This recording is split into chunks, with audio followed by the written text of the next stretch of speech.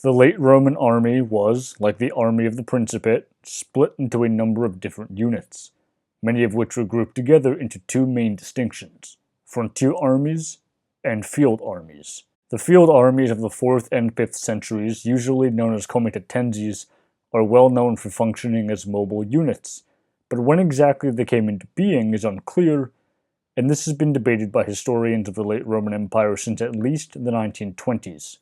From the time of Augustus until the reign of Marcus Aurelius, in other words between about 27 BC and about 180 AD, the Roman military was divided into legions, which were comprised of Roman citizens, and auxilia, which were comprised of non-citizens. The majority of these armies were concentrated in the provinces, often near the frontiers, and standard practice for waging war was not to move whole legions out of these provinces, although it did occasionally happen.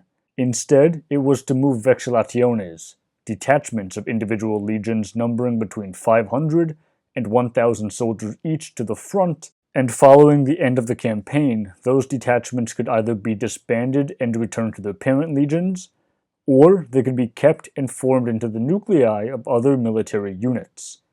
Put another way, the Roman Empire of the Julio-Claudian and Flavian dynasties did not have a strategic reserve or a mobile reserve that military historians today know about, and during the wars of Marcus Aurelius's reign, this situation began to place stress on the Roman military structure, and we begin to see Marcus employing vexellationes in increasing numbers. The first solid evidence we have of the field armies is in 325 under Constantine, but there are suggestions, backed up by scraps of evidence, that the idea of a mobile field army able to respond quickly to threats which cross the border was being experimented with well before 325. When Septimius Severus fought his way to power in 193, legionary fortresses were mostly situated well behind the frontiers, whose boundaries range from the intense fortifications of Hadrian's Wall in Britain and the Near East, to timber and earthen barriers on the Rhine, to an extensive road system marked with watchtowers in North Africa. Closer to the actual frontier, beyond these fortresses, were smaller fortlets and towers. Legions numbered between 5,500 and 6,000 men, and they were augmented by units of auxiliary troops drawn from across the empire. Severus raised 3 new legions, Legions 1, 2, and 3 Parthica, and while 1 and 3 were garrisoned in Mesopotamia, 2 was stationed in the city of Alba, about 20 miles from Rome. He also disbanded the Praetorian Guard and then reformed it, and where before only Italians could serve, now recruitment was open to all of the provinces. These actions have been interpreted by some historians as an attempt to create a strategic reserve able to respond to threats as they arose. However, the legion stationed at Alba could move only at the same speed as other legions at the time, a criticism which has been levied at this idea. During the next 100 years, that is, during the crisis of the 3rd century, the empire was split into 3 parts, and constant warfare meant that by about 250, armies were always on the move, and as a result, more than at any other time before this, power was where the emperor physically was, and the emperor was almost always with the military.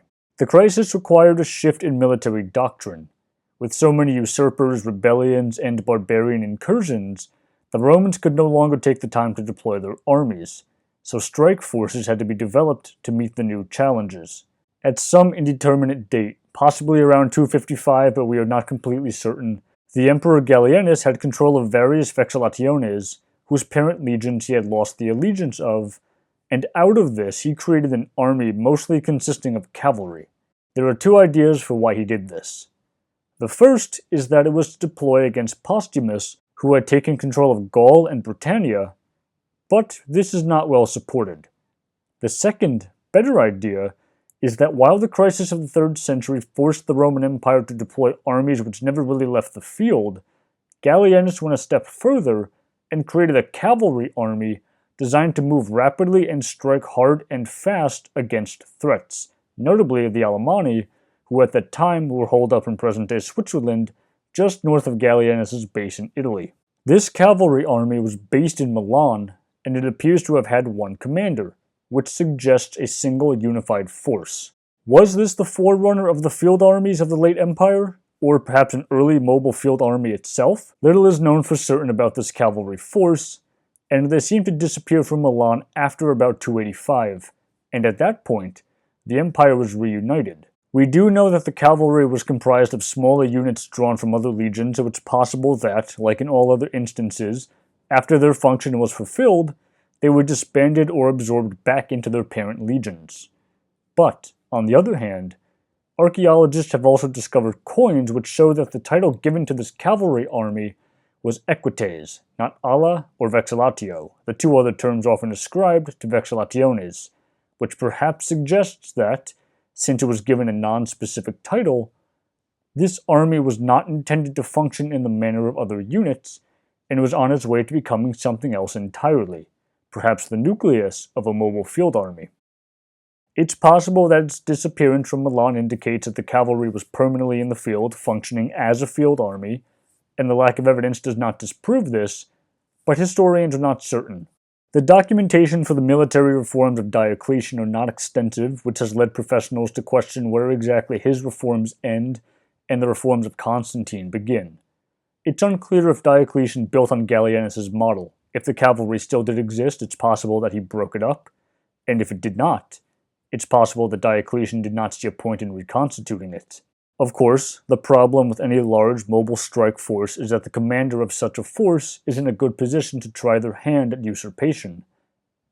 And after the crisis of the 3rd century, it's entirely possible that Diocletian did not want this to have even the slimmest of possibilities. The arguments backing up this idea also contend that the tetrarchy, the division of the Roman Empire into 4 administrative units, decreased the need for such a force because each quarter could respond to threats adequately over much reduced territory.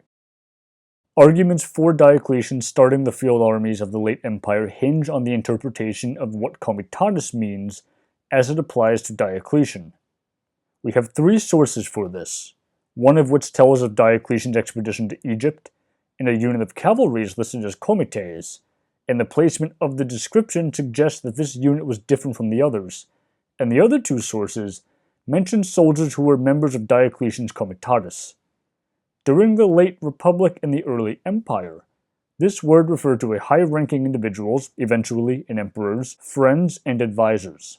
During the reign of Marcus Aurelius, it changes slightly to mean the body of military officers who advised the emperor. After the reign of Septimius Severus, however, the term begins to refer to an expanded unit of bodyguards and advisors. By the time of Constantine, comitatus referred to the field army as much as it did to the emperor's bodyguard. So, did comitatus in the context of Diocletian refer to his inner circle, or to an early form of the Comitatenses, the mobile field armies of the 4th century? We don't know, and debate has raged for decades. We know significantly less than we would like about the army of Constantine the Great. However, it is at this point that we can formally distinguish the Comitatenses, the mobile field army with a large cavalry component, from the imperial bodyguard, who more often begin to be termed scholae palatinae. We don't know where those units came from either. It's possible that Diocletian founded them, but Constantine disbanded the Praetorian Guard, and he would have needed a new unit of troops for protection, so it's possible that he created them. The Comitatenses was split into 2 groups: the cavalry, commanded by the Magister Equitum, the Master of Cavalry, and the infantry, commanded by the Magister Peditum, the Master of Infantry. At an unknown date, regional comitatenses were founded in various provinces, notably in Gaul and in Illyricum, and in order to distinguish one from the other, the main field army of the emperors was termed Comitatenses Palatini, meaning something like palace armies. It was with the creation of these field armies that the late Roman army was truly born. And while we cannot trace the evolution of Rome's military in great detail in the 3rd century, it is extremely likely that the Comitatenses of the late Empire was not the ad hoc creation of Constantine by himself, but the culmination of a century and a half of military experimentation, adaptation, and doctrinal change.